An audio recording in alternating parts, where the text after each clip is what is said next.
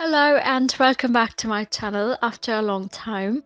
I'm sorry I wasn't able to upload any videos, but here is the poppyfield tutorial as promised. You can follow it step by step and you can create a really good poppyfield finger painting yourself. I have chosen a few colors for this and they all are listed in the description of this video. Before we get started, I would recommend to keep your gloves on. We can get any rubber gloves of your size. They shouldn't be too tight, but they shouldn't be too loose. And it's just safe. I have a problem. I can't keep them on for long. So I had them on at the beginning, but then I had to take them off because it was too uncomfortable for me. But make sure you keep them on for the entire sitting, or use the paints which are safe for the skin. So let's just get started. For the start, I've divided my canvas into parts. The lower part will be the poppy field and the upper part is the sky. I'm using an already primed canvas, and I have put pink as the base color. You can use any color as the base color. I just don't like working on plain white surface. Just don't like white staring at me. I just like it when it's colored in some nice color. So you can do light blue, you can do yellow, any color of your choice, and you can also leave it white if that's okay. So what I'm doing now is I am outlining the shape of poppies. On the right side of the canvas they will be smaller, and on the left side of the canvas they appear bigger to the eye because this is the perspective we are going for. You don't have to be exact about the shape, so just roughly draw some of the poppies. And now I'm just filling up the negative space with sap green. Just fill it roughly, leave the poppies, and fill the whole area.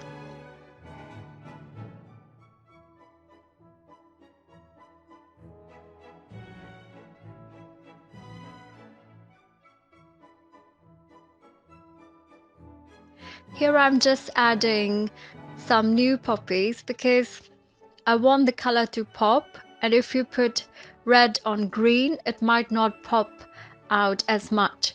So I'm just leaving a little bit of the space, but I will be adding some red over the green too, and it's fine, so don't worry too much about it. It's just a rough orientation for your eye to make sure that you have an overview of where to put what.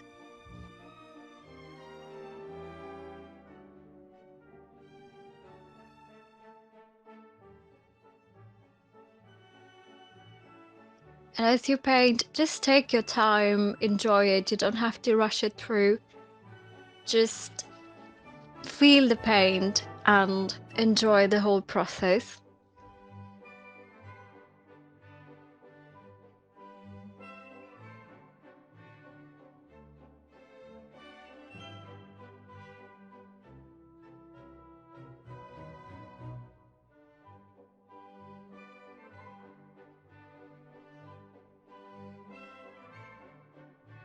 Here and there I have also mixed a bit of ultramarine blue with the green, just to give it a little bit of different shade, but it is not necessary.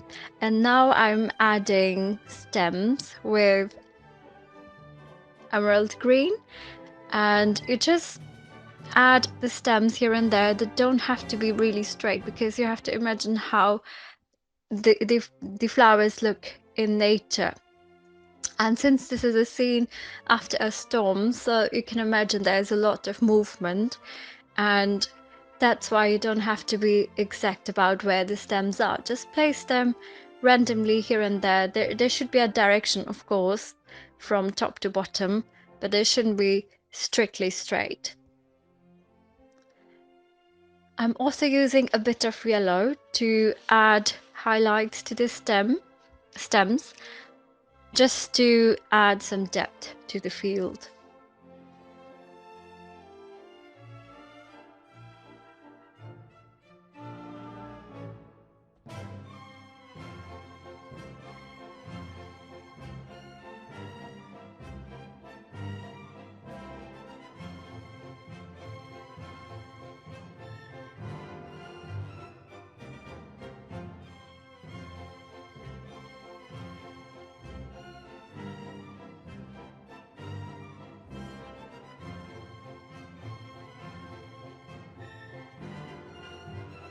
Now I am filling the poppies with red, and just take a little bit of Prussian blue and use it for this dark spot in the center or at the bottom of the flower as you have painted it. At this point you just add the base color red, and later on we'll add highlights with orange and yellow, and some of them will stay red because not all of them are getting the same light, so not all of them are bright.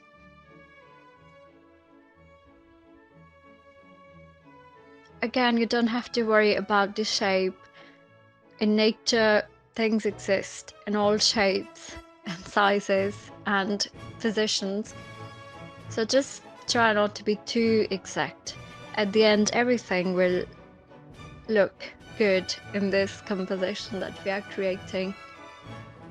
Now I am using sky blue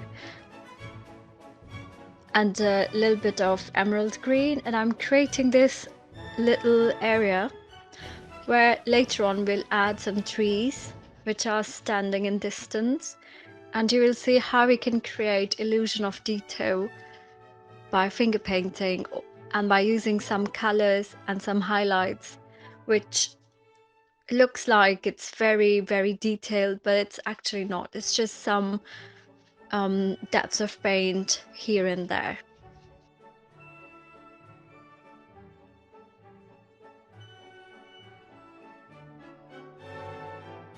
So just to take a break from the field, I've started to paint the sky now, and on the right side of the sky I have imagined the sun, so that part of the canvas will be more towards orangish, yellowish, with some violet, purple highlights, and the left side of the canvas will be more darker with dark blue, some white highlights, and some pinks and dark purple.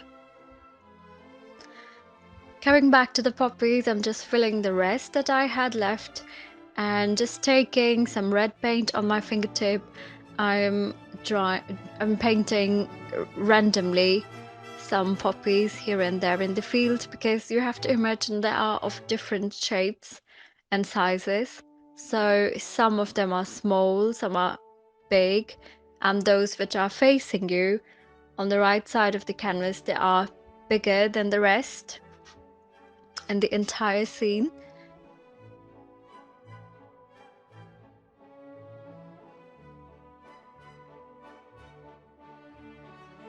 The black dot is very important for the poppies, even if you get the shape wrong.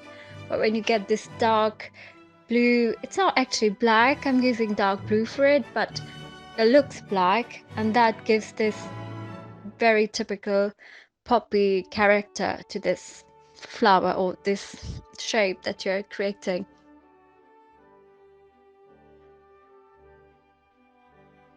Some more stems here and there, so cover the parts which you had left before so it doesn't look empty.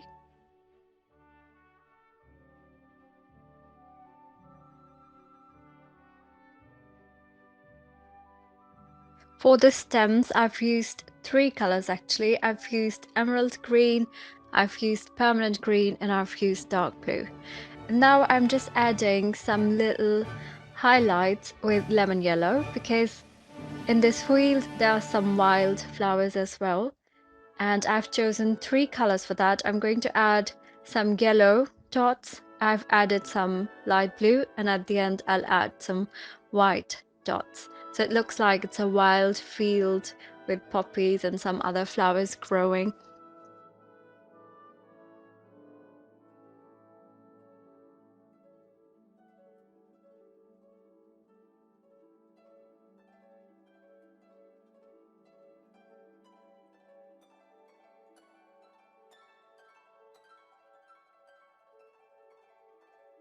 So coming back to the sky, the lower part is more white with a mix of purple and blue. But again, you don't have to be too exact. I'm just outlining where I will add the exact highlights on the sky, so it does look like flat blue sky. It has some life and some character and some drama. For the sky, I have used orange, lemon yellow, purple, white, dark blue, purple red, ultramarine blue, and permanent red.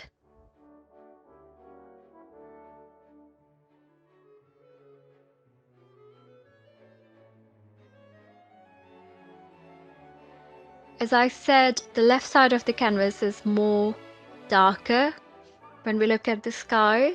So the colors are dark purple, dark blue, some highlights of white here and there. And on the right side now I'm adding some orange mixed with yellow, mixed with white. So it's not plain orange or plain yellow, but like a mix of these shades. And try to mix them with each other, try to merge it into each other so it doesn't look like sharp lines drawn on the sky. And fingers are so good to create this character of clouds that we have, because it just looks so dramatic and so natural at the same time. And you don't need much to create this. You just have to develop this feeling and use your fingertips and just see where it goes, and you'll be surprised how great it looks at the end. In the center of these two different parts of the sky, you have to make sure that they are integrated, they are merged into each other, and that they look like they are part of the same sky and not two different paintings in one. So make sure that the left goes into the right and the right goes into the left in terms of the colors.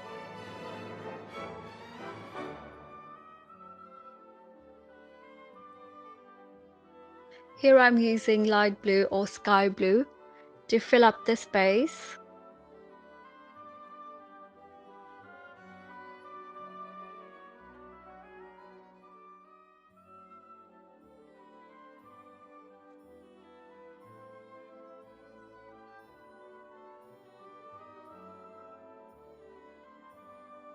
On the top, these lines are far from each other, but at the horizon they will be a bit closer to give this illusion of depth. And for that I will use later titanium white to add some lines which are close to each other at the horizon, so it looks like clouds. Now I'm adding some trees in distance, and for that you don't have to be really detailed. You just have to take some dark blue and make it look like some plants or shrubs or trees which are standing at the distance, and just fill up this place so it looks like a nice meadow where you are standing and looking at this part which is far in the distance but still subtle, that you can see there are some trees and some plants here and there. I'm using some purple for the highlights and some orange. You can't really see too detailed here in the video, but the dominant color is dark blue. And as I said, here I'm using titanium white to add final highlights to the sky, and the lines are a bit narrower at the horizon, as you can see, and they are wider at the top of the canvas. Now I'm using some lemon yellow and orange to add highlights to some of my flowers, because some of them are exposed to light and some of them are not. They're hidden behind the stems and grass, so it just gives a lot of life to the painting. It makes it very interesting, this field, because then you can see there's some movement going on.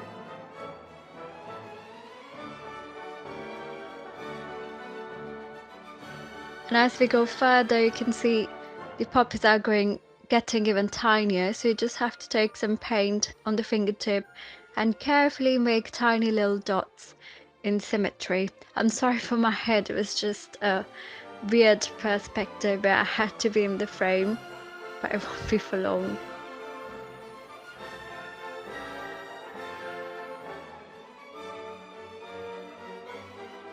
And that's where I went with the tiny little dots of dark red paint to give this illusion that the field is wide and it's extending in the distance. Some more highlights on the trees and in the field with the dark blue and sap green.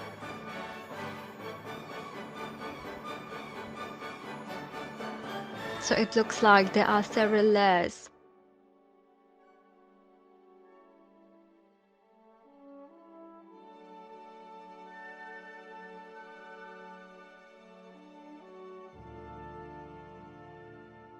Make sure as you paint you step back from the painting in between to see how it looks, because when you are too close to the canvas you can't really see a lot of things, a lot of details, and when you step back you see right where you have to fix, where you have to add, where you have to remove. It's really a good practice for the eye, so please do that.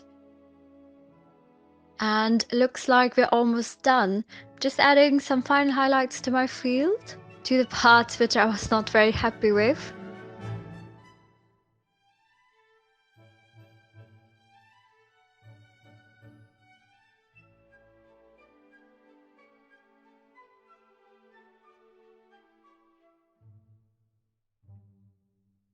And I didn't like this straight line at the horizon, so I wanted to add a bit of disturbance where it looks like the field is extending.